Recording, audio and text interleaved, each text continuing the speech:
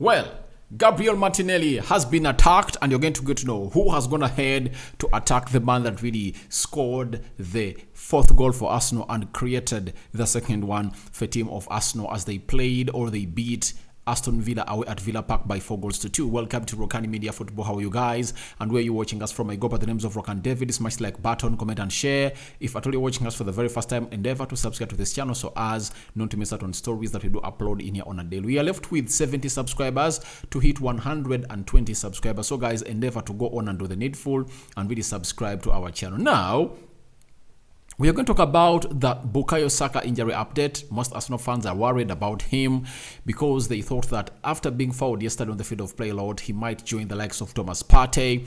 That is really a story that you need to go ahead and really dissect and get you the news coming in from the source deep in the dressing room or the walls in Arsenal camp. That's it. And we're going to talk about Neymar, who has been injured badly today. I'm going to show you the photos. They're really nasty. Kylian Mbappe trying to come out and really exonerate himself from what he said after Neymar really got injured. So smash the like button, guys, and let's set this rolling. Now, should we start with Martinelli, Bukayo Saka, or Neymar? Where should we start from? I believe let's start it off with Bukayo Saka. On Saturday, Bukayo Saka was the most fouled player on the field of play. He was the most fouled player on the field of play, and obviously that led to him being down on the floor very, very many times, to an extent that he even tried to fight because he was fouled left, right, and center, and his left ankle was rattled very many times by the opposition players in the midfield, especially Kamara, Douglas Luiz, plus the left back, Moreno, and very many others. They were really targeting him, and I think they wanted to really scare him not to play the game of football, because I know that if you're not brave enough, you can't stay on the field of play like Bukayo Saka did, because he reached an X in the second half when you thought like, oh, Bukayo Saka is not coming on the field of play, and obviously all of you were worried, but thankfully the doctor ran onto the field of play, talked to him, treated him, and obviously got back on his foot. But after the game ended, very many people are really worried about that injury of Bukayo Saka, and I'm happy to let you know that Mikel Arteta has gone ahead to give us an update about Bukayo Saka, and this is what he had to say about the injury of the 21-year-old. He's telling us that he's fine. He got kicked quite a lot again, but he's going to have to deal with it. Not every week, but every 3 days, sometimes in training as well. It is his game. Teams are not stupid and they want to stop him. We need to protect him. So first and foremost, he has confirmed to us that he's okay.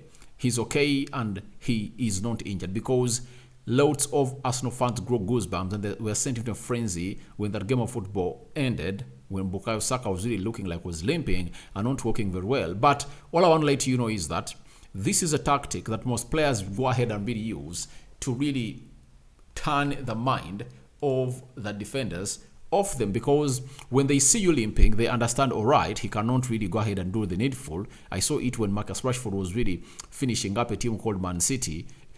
Towards the end of the first half, he really floors himself to the ground and he says, I'm injured. That's it. He says, I'm injured. So Man City come back in the second half thinking that, oh, maybe Marcus Rashford is injured. And then he scores even the winner. He never looked nowhere near being injured. So I think even Bukayo Saka used that as a trick to see himself really doing the needful, to really send a message to them that, please, I'm injured, but come slow. And I think it worked out for him like a charm. But he played the entire 90 minutes, and Mikel Arteta confirmed to us that the player is 100% fine. But he's hinting about that the opponents are not stupid. They want to stop him. And if at all you want to stop a player like Bukayo Saka, you need to foul him.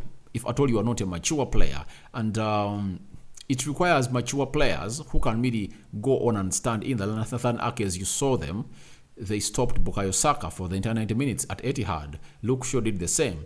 And it requires some bit of experience to stop Bukayo Saka, but he's not an easy player because he is really deadly. And I think Mikel Arteta has a very huge job to do in the game of Bukayo Saka. I would like to see Bukayo Saka play a lot of play a lot in the half spaces, because every time he goes a lot wide, that puts him in a position of really being away from the area of threat of the enemy. I believe if at all he's played in the half space to leave the other line for Ben White to fly, I think that's better. Though the game plan of Mikel Arteta is to be having these midfielders to knock the ball around in the central axis, then it attracts the opponents, hence creating wide spaces for Trossard or Martinelli and Bukayo Saka, and then the ball is switched. As you saw yesterday, Trossard switching it onto the right where Bukayo Saka was close to 3 times in that game of football. So I believe that's the game plan of Mikel Arteta, but I believe it is really one that he needs to change a little bit because he's predictable. That's why you see to it that teams are making it hard for them to go past through, because they know what he's going to do. He doesn't change his tactics most of the times. He also hinted about that they need to protect him. I think he's talking about the referee to protect the player. That is Mikel Arteta. So Arsenal, just know that in the injured players that you are having, Bukayo Saka is out. He's not part of those that are really injured. Then when he was asked about protecting the player, on if Bukayo Saka needs more protection, he said, we'll discuss that. We will discuss that. We will look at the images again and report it if it's necessary. So I believe the Premier League is built on physicality. The rest comes next. And what really leads to Bukayo Saka to be fouled a lot is he doesn't release this ball a lot. Every time he wants to keep this ball on himself. I believe if at all he starts really getting that ball and sometimes goes ahead to really release it quickly, then sometimes he holds up onto the play, that will help him to turn from a player who is really non-predictable, because right now you'll know what he's all about, that when he gets that ball he'll try to knock it around, and it's very hard for him to go in for a 1-2. You get all the wall passing. He doesn't do that. One-touch passing is not part of his game. So I believe those are things that he should go ahead and really go on and really improve onto his game. Now, when Thierry Henry was asked about this incident and why did this incident come about, it came about because they had fouled the boy a lot and felt like it's time for me to retaliate. And that is Bukayo Saka trying to go hard on Douglas Luiz and Coutinho because he was really forward. And when Thierry Henry was asked about that, he said big players are not nice.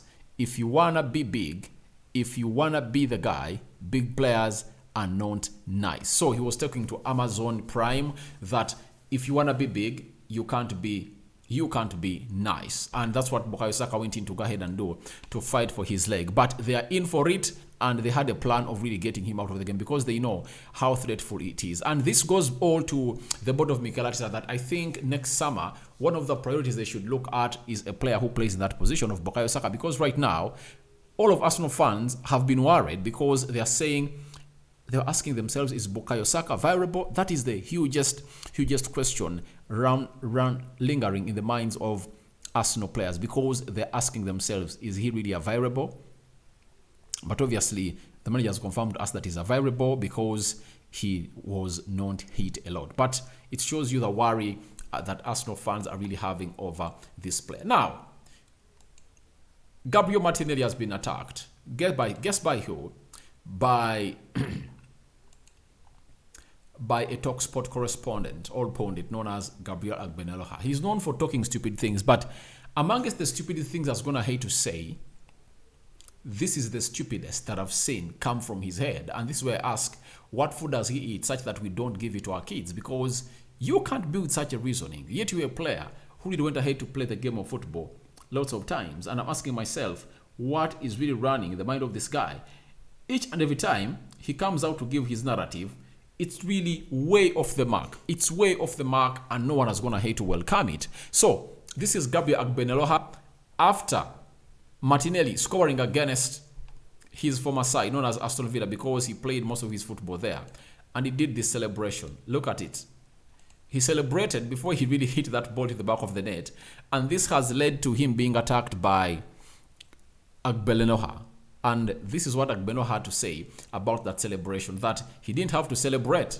He didn't have to celebrate like that because it was an easy one. Why did you celebrate an easy goal? Then he said, that I didn't like Martinelli running through empty net and is celebrating before he puts the ball in the back of the net. He's been rubbish for a month. He's scoring a tap-in. It's a lack of respect. Now, what lack of respect? You get? I believe in the game of football, you are allowed to do whatever you want. If it's lack of respect, then why didn't the referee pull out a yellow card and really go ahead and really book him? He celebrates because he knows the net is empty. Emiliano Martinez was caught in the half of Arsenal, that is the 18 yards box area, as we went to really look for an equalizer for Aston Villa. Saliba heads that ball after heading it. It finds Fabio Vieira. Fabio Vieira releases Gabriel Martinelli, and obviously the rest was history. He went ahead to score that goal, and he celebrated.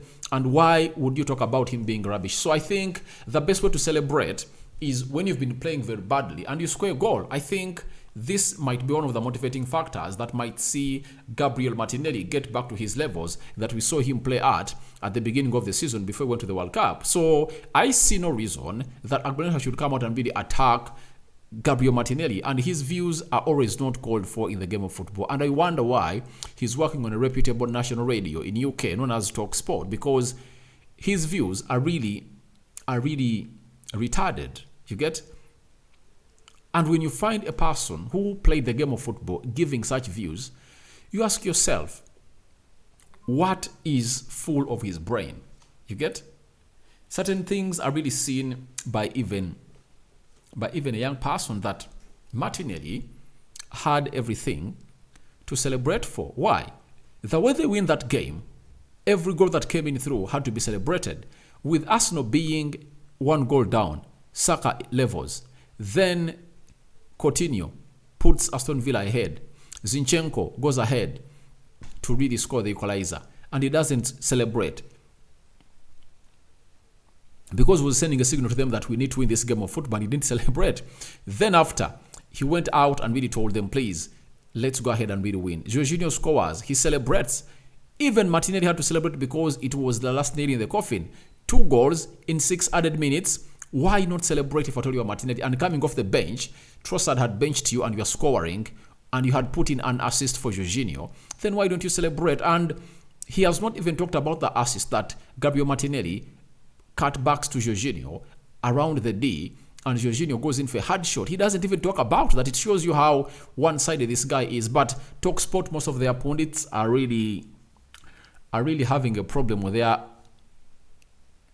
their versions, and that is why I'm raising him up, because for the reason that you can't come here and talk this nonsense and we'll leave you there, because it's really moving in for the view of the fact that Martinelli scored that goal. He needs to celebrate. So there are certain goals you should score and to celebrate.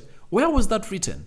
Where is that law written? So Agbeneloha, please sit down and relax. I know you felt bad because I think you're watching that game knowing that, oh, we are really going to win. But obviously you lost.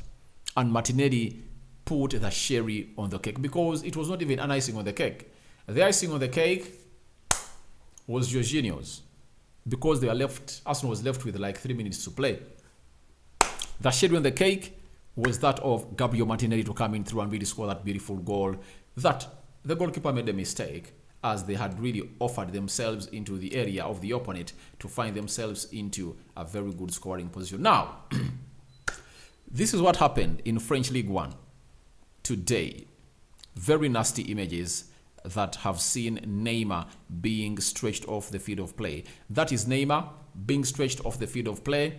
Then that is how he really got this injury. The way he really started the foot on, or landed the foot on the floor. This is what happened, and obviously Neymar went on the floor and we saw him in a lot of pain. So one of the best players I've seen in the world in this generation has really gotten an injury, and it comes at a very bad time when they really want to go away at Bayern Munich to win that beautiful game of football. And I think they are only having how many days? This week, 7 days, and the next 3 days. So they are left with like 10 days. And can Neymar fight out through to return back, I doubt. When they've stretched him off the pitch, I don't see him returning. But a statement has been issued by PSG as far as this is concerned, and Fabrizio Romano has gone ahead to really let us know about this injury of Neymar.